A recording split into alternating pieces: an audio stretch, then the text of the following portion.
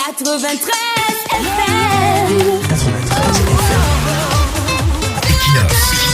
Radio. Bonjour, le regard porté sur la relation entre les institutions militaires et les régimes autocratiques d'Afrique met en lumière l'architecture intime de la tyrannie moderne. Loin de constituer un simple corps de défense au service de la souveraineté nationale, l'appareil armé sous une dictature s'impose comme la clé de voûte et la matrice même de la conservation du pouvoir. Cette symbiose repose sur une dynamique de survie réciproque dans laquelle le despote trouve un bouclier ultime face à l'insurrection populaire, tandis que la hiérarchie des forces armées croque sa neutralité constitutionnelle contre une cooptation économique totale et une impunité juridique absolue. Pour prévenir toute velléité putschiste ou toute sédition au sein des casernes, l'ingénierie du contrôle despotique érige une architecture de sécurité asymétrique particulièrement vicieuse. Cette stratégie s'articule autour du façonnement d'une garde prétorienne et d'unités d'élite recrutées sur les bases communautaires, ethniques ou d'allégeance clanique directe. Ces corps d'exception bénéficient généralement d'une attention budgétaire privilégiée, tandis que les troupes régulières des lignes sont marginalisées et reléguées aux tâches secondaires. Cette fragmentation institutionnelle s'accompagne d'une démultiplication des services de renseignement mis en concurrence les uns avec les autres, créant un climat de suspicion généralisée qui paralyse la moindre tentative de coordination subversive. La pérennité de cette alliance exige un ancrage matériel profond, concrétisé par une militarisation délibérée des rouages de l'économie nationale. Les officiers supérieurs ne sont généralement pas de simples techniciens du commandement militaire, mais de véritables barons d'affaires intégrés au cœur des circuits de la rente étatique. Par l'octroi de contrats publics de gré à gré sous couvert de secret défense, l'attribution de permis miniers, forestiers ou pétroliers et le contrôle direct des postes douaniers et des corridors frontaliers, les régimes éternitaires transforment généralement le haut commandement en classe possédante.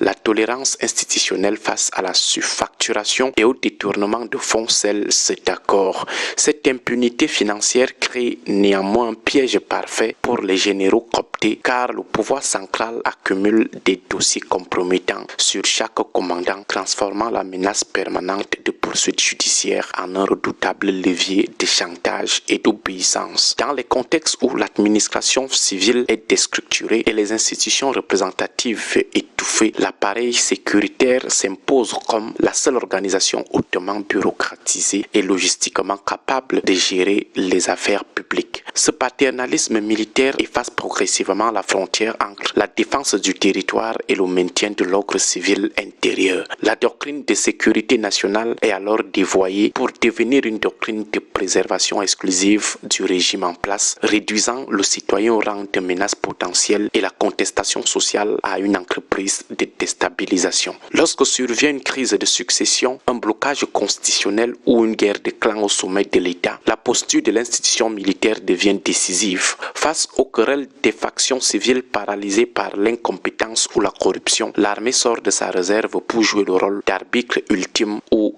de liquidateur de crise. Si les querelles de palais menacent d'emporter l'appareil d'État, l'état-major intervient généralement par un coup de force conservateur ou par l'installation d'une junte de transition, non pas pour démocratiser la société, mais pour préserver l'ordre social établi et garantir la continuité des privilèges corporatistes de la caste militaire. Cette fonction d'arbitre stratégique prend parfois une tournure particulièrement critique lors des tentatives de transition dynastique de l'exécutif. Pour imposer un héritier dépourvu de légitimité populaire et d'expérience, le monarque vieillissant doit procéder à un verrouillage méthodique des forces armées. Cela passe par des purges ciblées au sein de la vieille garde des généraux historiques, le placement des fidèles au commandement commande des unités de choc et la promotion fulgurante et artificielle du dauphin au sein de la hiérarchie. L'armée assure alors la répression du mécontentement citoyen et le verrouillage de l'espace public pour contraindre les organes judiciaires et législatifs à valider le transfert familial du pouvoir. La soutenabilité d'un tel montage n'est jamais garantie et se heurte parfois à des facteurs de rupture inévitables. L'ascension météorique d'un jeune dauphin méprise la culture du mérite corporatiste et l'ancienneté des armes, créant de vives frustrations chez les officiers de carrière. De plus, le resserrement du pouvoir autour d'un sous-clan restreint brise les équilibres communautaires et nourrit la peur du déclassement.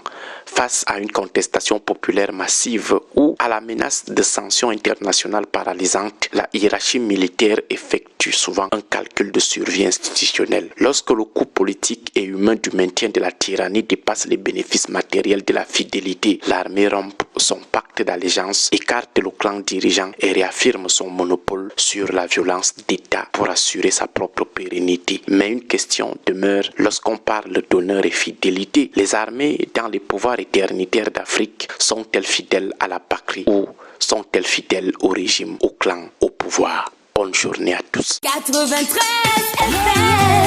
93 FM.